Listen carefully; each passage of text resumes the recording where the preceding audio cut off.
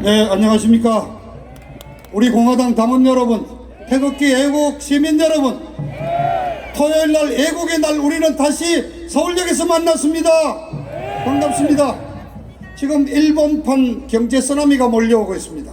제2의 IMF가 온다는 위기의식이 고조되고 있습니다. 일본이 지난주에 간단합니다. 3가지 종류의 화공약품에 대한 수출을 규제한다고 정리했습니다. 별거 아닙니다. 3종류 화공약품입니다. 돈으로 따져서 5,500억 밖에 안 된답니다. 그런데 문제는 이거를 가지고 만드는 제품이 바로 여러분 갖고 계시는 휴대폰, 그 액정화면, 그 다음에 반도체입니다. 대한민국 수출의 지금 20%를 담당하는 반도체에 들어가는 부품입니다. 그래서 그 5천억 사원 부품으로 만들어 가지고 수출하는 액수가 170조 짜리입니다. 일본이 5,500억짜리 요조만한 화공약품 3종류 못 받아 가지고 아마 한 2~3달 뒤에는 반도체 수출 제작이 절반로 줄어들면 우리 경제 폭망하는 겁니다. 1965년에 박정희 대통령께서 한일 수교를 한 이래로 일본이 구체적인 품목을 가지고 수출 규제를 한 것은 이번이 처음이라고 합니다. 근데 여러분, 자, 3종류 간단한데 우리 복잡한 화공약품 알 수가 없죠. 그중에 하나가 문제입니다.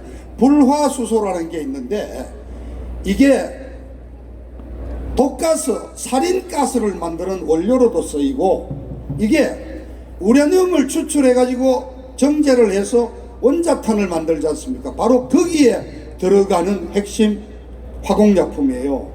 그 일본이 이번에 조치를 취한 이유가 있는 겁니다.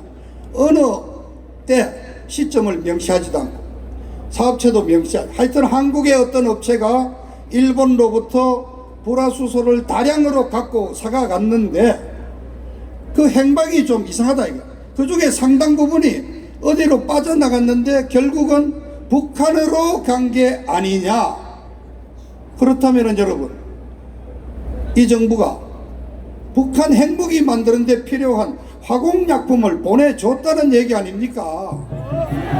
심각합니다. 그래서 일본이 수출 규제를 단행한 이유가 안보상의 문제가 있기 때문에 이 부분을 해명하라고 요구한 겁니다.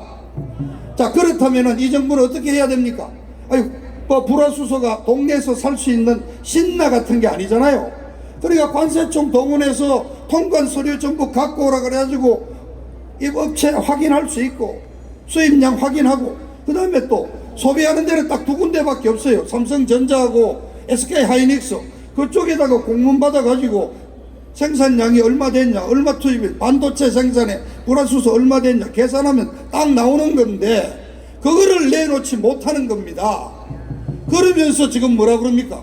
아, 일본에 대해서 항일운동하자. 이게 지금 독립운동할 때입니까 여러분? 그리고 내놓은 대책이 무슨 국제 여론에 호소하기 위해서 WTA에 제소를 한다, 러시아산 수입품으로 대체를 한다 그러는데 여러분, 러시아도 만들고 중국도 만들고 다 만들어요. 그런데 왜 삼성전자가 일본 거를 쓰느냐?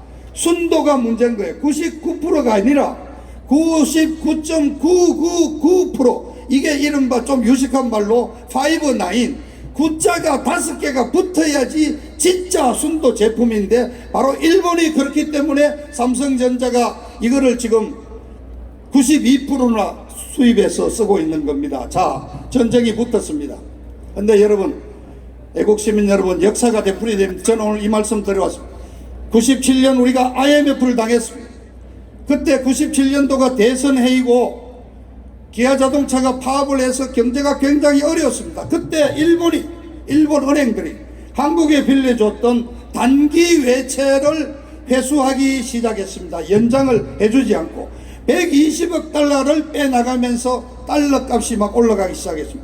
그러자 동남아, 홍콩 외국계 은행이 달러를 빼가고 미국이 빼가면서 대한민국이 다른 문제가 있어서가 아니라 외환 달러가 부족해가지고 IMF 구제금융 제발 살려달라고 IMF에 돈 빌리러 가는 국제 거지가 돼버린 겁니다. 그런데 여러분, 그 이유를 아시죠? 2년 전 1995년 11월 달에 유명한 김영삼 대통령이 명언을 남겼죠. 뭐 하다가 하여튼 열받아가지고 이 양반 일본 놈들을 버르장머리를 고치겠다고 얘기를 했습니다. 이런 말은 우리 자식한테도 함부로 못하고 아래 사람들한테 함부로 못하는 얘기인데, 아이 YS 대통령이 일본 버르장머리를 고친다고 해가지고 온 세계 언론에 다 대설특필되면서 일본 1억 5천만 국민을 전부 적으로 만들어버린 거예요.